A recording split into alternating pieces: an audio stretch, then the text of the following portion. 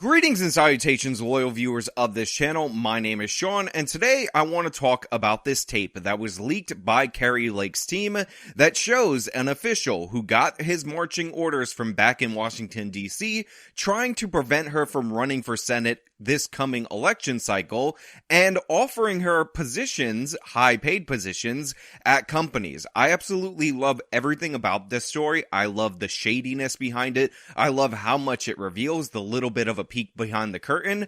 And I also think that there is something in this audio tape that I heard, and once I play it for you and focus on it, you will come to understand that a lot of people are just not talking about, that a lot of people are tending to ignore because they're looking at what's at the top, what's at the headline, rather than getting into the nitty-gritty. But before we get into that, I want to say thank you to everybody who signed up over on actualjusticewarrior.com/join. Give me the money.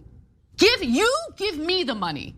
Okay? And thank you to the podcast listeners, Spotify, Apple, and Google's podcasting platform. So what's going on? What is, I'm assuming this is our friend.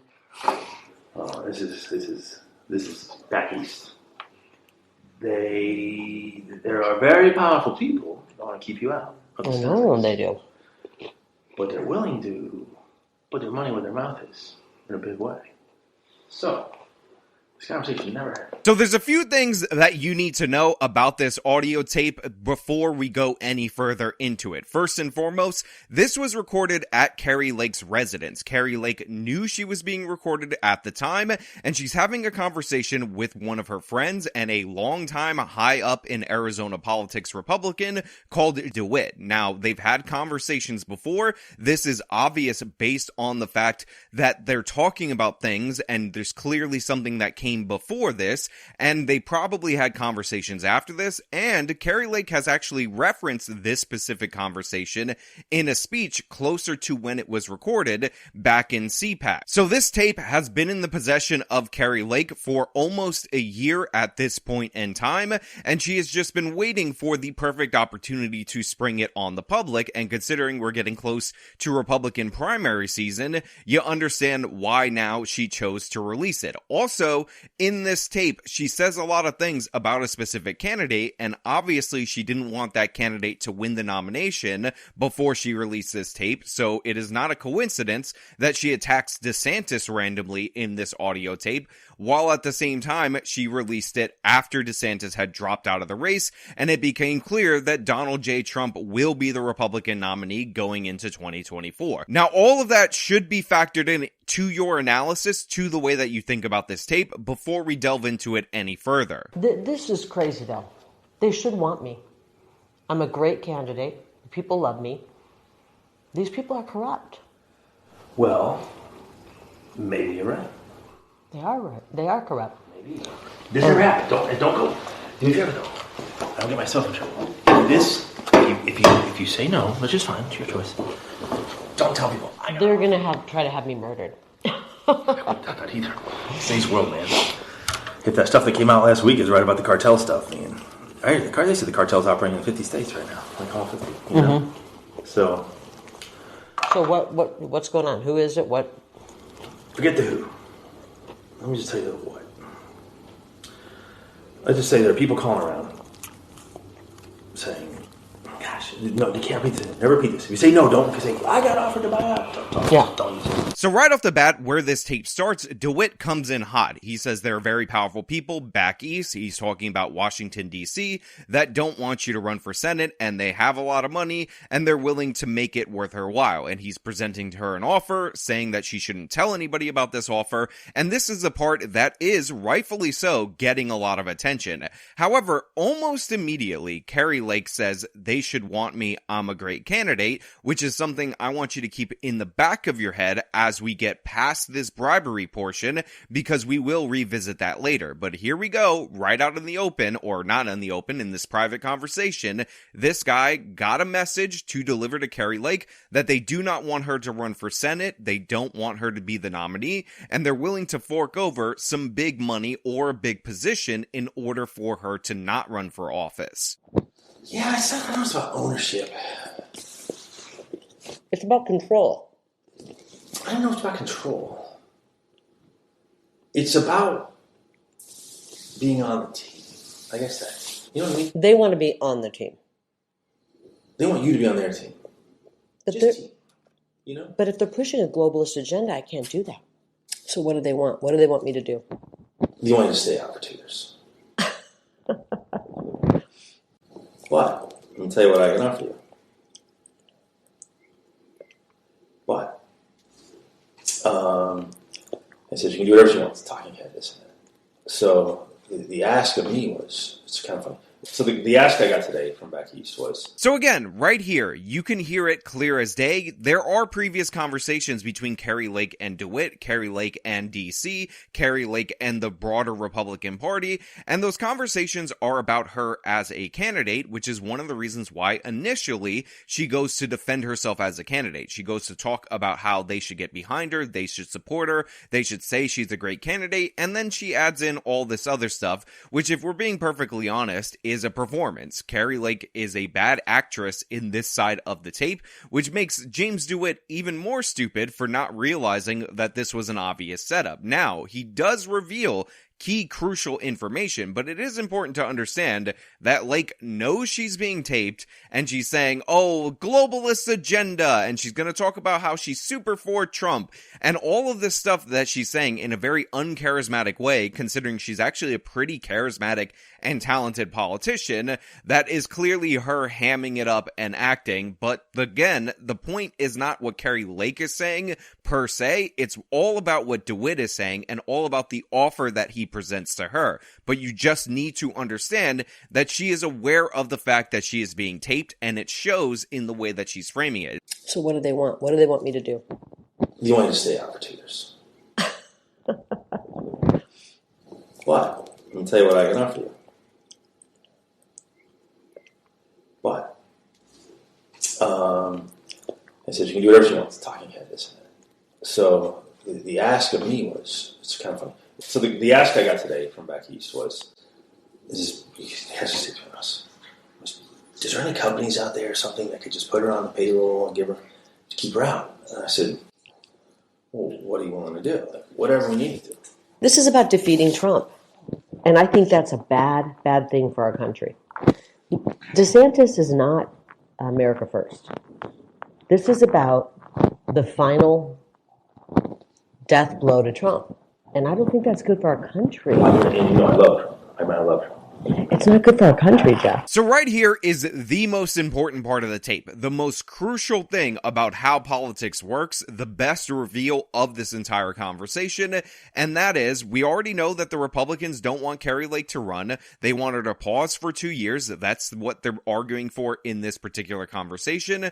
But the way that they want to convince her to not run is that they want to find a friendly corporation that would put Kari Lake on the board of said corporation so that she can receive a giant salary, whether she's qualified for that position or not, and make enough money that she will be satisfied for 2 years before coming back to run for governor. And if you guys aren't aware, that's what they're kind of asking of her in this particular segment.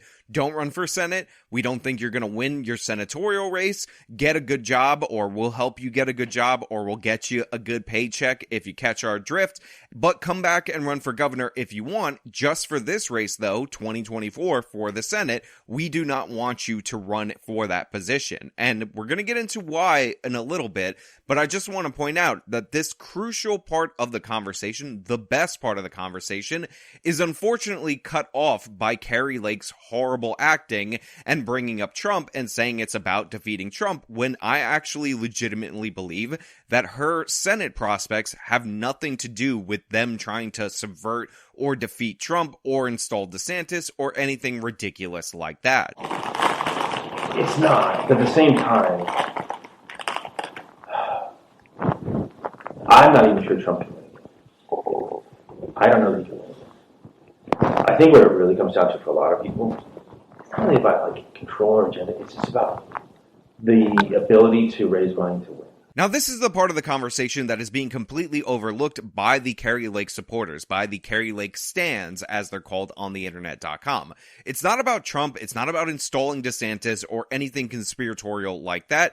It's about winning. It's about whether or not you can have a candidate that can raise the necessary funds in order to mount a senatorial campaign and win. And again, I will point out that DeWitt is not aware that he's being taped. He thinks that he's talking to her candidly, his friend, in private, and that this will never get out into the public. So he's giving her the real reason. He's saying, look, I'm not even sure if Trump could win in 2024, which again means that the Trump issue for the Republicans is whether or not he can defeat Joe Biden in 2024. And that's what this is really about. And more importantly, Kari Lake knows that's what this is about. That's why she opened up and very defensively multiple times throughout the course of this tape talked about how they should get behind her, and she's trying to convince them that she's a great candidate because right now the Republican Party does not feel like she's a winning candidate. And the reason they're trying to remove her from this position, remove her from this race, the reason that they're offering to pay her all this money or get her paid through a corporation in all these different corrupt ways is because they are under the belief that Kari Lake will walk away with the Republican primary, but she will lose because they don't think that you come back from losing a gubernatorial race and then win a Senate race. And by the way, I talked about how I thought Kari Lake was a very good candidate in that governor's race. I talked about how her opponent looked like a crazy cat lady and was a charisma vacuum. But the fact of the matter is, she did not win that race. And I know she has lawsuits about election integrity and all that, but the proof in the pudding is in the taste, and Kari Lake, for a statewide office, has not won an election. She lost to a very beatable gubernatorial candidate, and that, above any other factor, is why the Republicans don't want her to run for Senate. And it is all throughout this tape that is the true reason why. If they're going to steal the election to make me and our movement go away, I'm not letting them do that. I owe it to the people of Arizona to carry their torch and their voice. Or you don't go away, but you pause. This is the battles right now, Jeff. And then you fill your coffers. No, the battle is right now. The battle is right now, and we don't have time to pause on this battlefield. You're not. You can't scratch their back. It's not afraid of you. Yeah. You don't have anything to offer them. And they're sitting around people that have stuff to offer them. You know what I mean? It's just it's a back scratching club. That's all DC is. It's a big back scratching club. You're in no position to scratch anybody's back, and you've already made it known that if you get there, you're not going to scratch anybody's back. I don't scratch people's back. You know, I've been on the outs with a lot of people for a long time because I don't scratch backs. You know, where are we in 2 years if they steal the election again? Listen to what you're saying. Why don't we do something about it so that we the people can pick our... What can we do? I'm not willing to accept that. And I'm going to be the biggest pain in these people's ass. And go back and tell them that. I'm running, and I'm going to be the biggest pain in their ass. I'm willing to tell them that. And they're going to have to kill me to stop me. Now look, I know a lot of you are going to think that I might be coming down too hard on Kari Lake because of her performance, but I'm just acknowledging the fact that she is performing. She knows that this is going to be released later, so that's why she's like, oh, our country, our country, our country. If you think that these people in private, when they don't know they're being recorded, talk like this, it's just wrong. It's incorrect. It's inaccurate. Kari Lake made sure to bring this guy to her home so that she could record this conversation, so that she would be fully within her rights to do so. It's a complete and utter setup job against this guy, but she did reveal a very interesting, very real truth, which is behind the scenes, big money is exchanging hands in order to make sure that the party gets their preferred candidate. So, Kari Lake can come off as inauthentic and fraudulent as I'm saying she is in this particular tape. I know, look. And You don't have to tell them that, but I don't think they will, but... No, I don't think that's the way they are.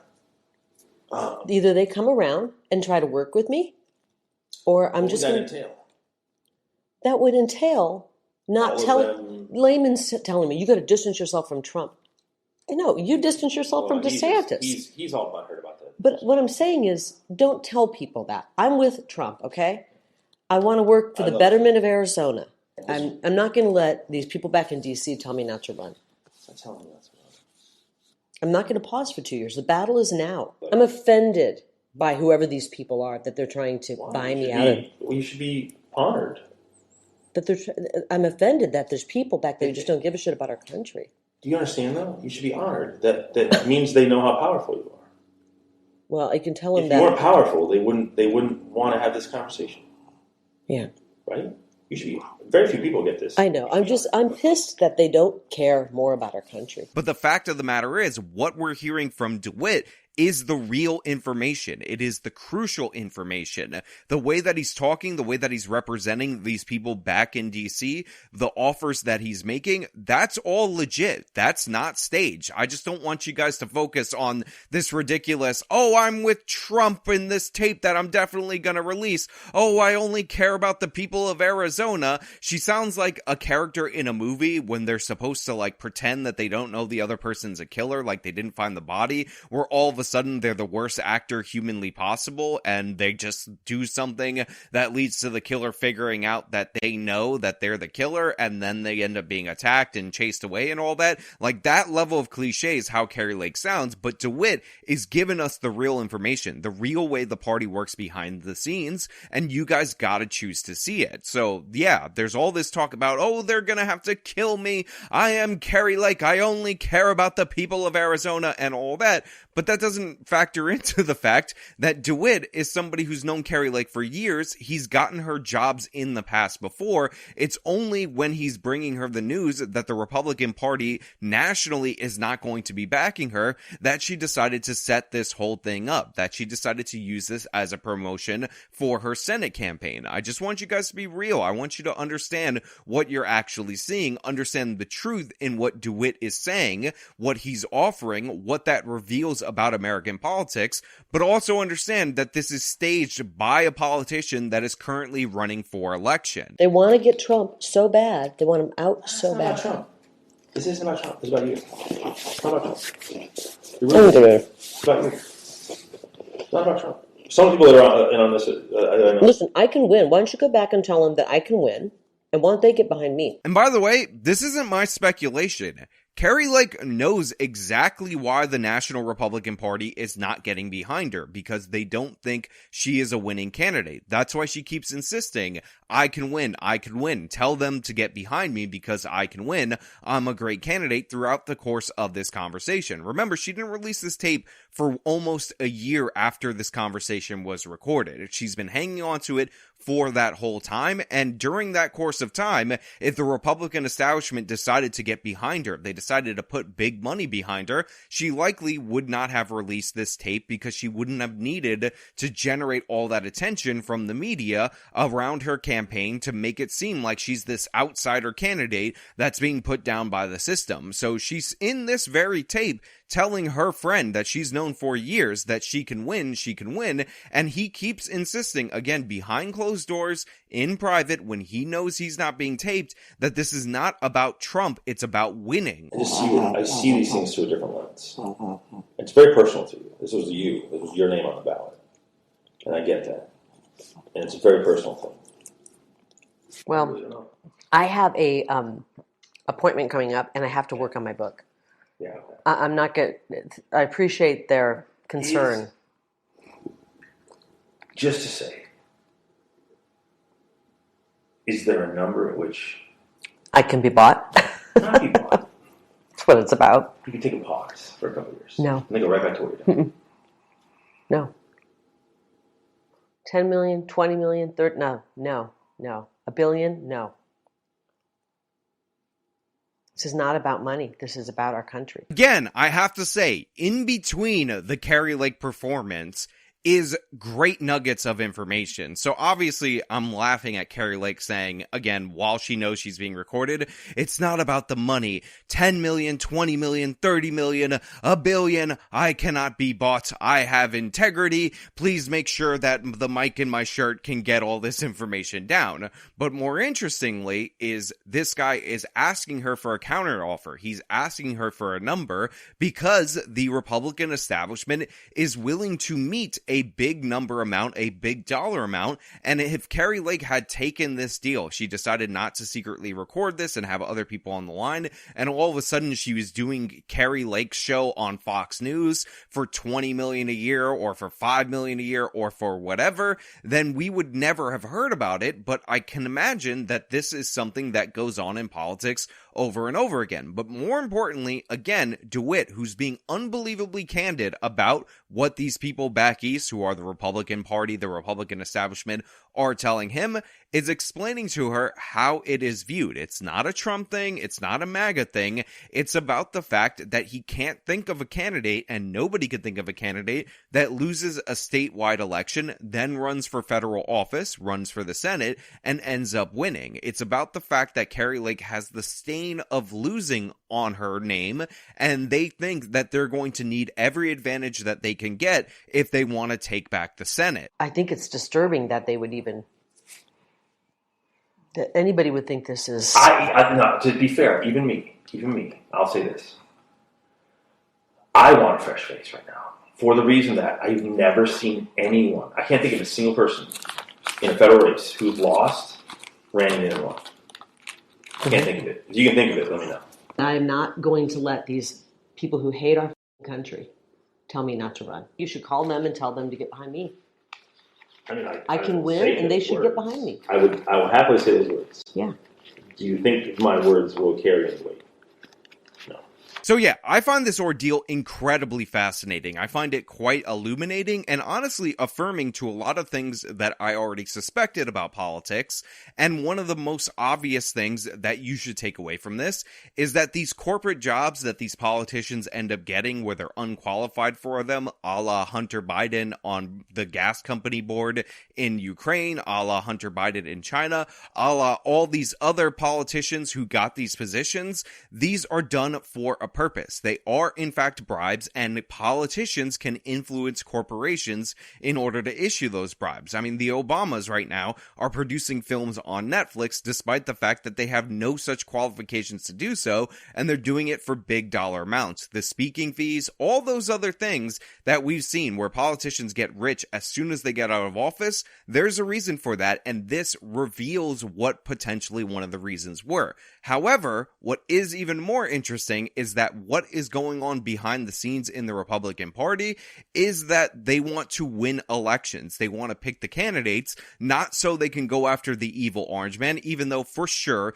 there are people in the Republican establishment that don't want him to be the candidate, that definitely don't like him, but they want to win overall more than anything. Now, I talked about this phenomenon in terms of voters and in terms of party establishment when it came to the Democratic primaries. In 2016, Hillary Clinton won the Democratic primary not because they cheated Bernie Sanders out of the election, but because older black voters, who are the majority of voters in a lot of Democratic primary states, were nostalgic for Bill Clinton. He was the first Democratic president to serve 2 terms since FDR, or to be elected to a second term since FDR, because technically Harry Truman effectively served a second term, but whatever, that's not the point. So they were viewed as winners, so older voters ended up voting for Hillary in the primary because they thought she was a winner. Joe Biden won for a similar reason. He ran on Obama nostalgia. No other candidate invoked Obama more than Joe Biden throughout the course of the primary, and older black voters ended up backing up Joe Biden. The reason they're trying to draft